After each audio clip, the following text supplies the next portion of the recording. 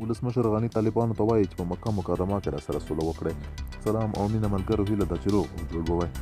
د العربیه ورځپاڼې په سعودي کې د افغان سفیر سید جلال کریمي له قوله ویلي اشرف غني غواړي چې د کابل او طالبانو ترمنځ د صلح هوکړه باید د اسلامي نړۍ په زړه مکه شریفه کې لاسلیک شي. ښاغلي کریم د العربیه له خبریالې هدیه صالح سره مرکه کې ویلي په دوحه کې د مذاکراتو پروسه له افغان دولت سره هیڅ ارتباط نه لري. افغان دولت د دغو مذاکراتو سپیناوی غواړي. همداراز غواړو چې له طالبانو سره لیدنې په ریاض او ابوظبي کې وشي. د ولسمشر غني ټینګار دا دی چې افغانان د سولې هوکړه په مکه مکرمه کې غواړي.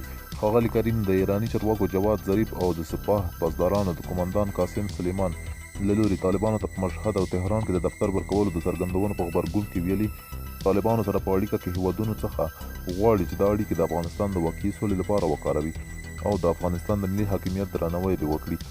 په مکه مکرمه کې د کابل له لوري د سولې د هوکړې په لاسلیک ټینګار داسې مهال کیږي چې طالبانو څو مده وړاندې په مکه کې د افغان جګړې په اړه د علماو د کنفرانس په غبرګون کې ویلي وو چې د دوی په وینا امریکایي اشغال ختم نشي په مکه مکرمه کې هم ناسته نتیجه نه ورکوي.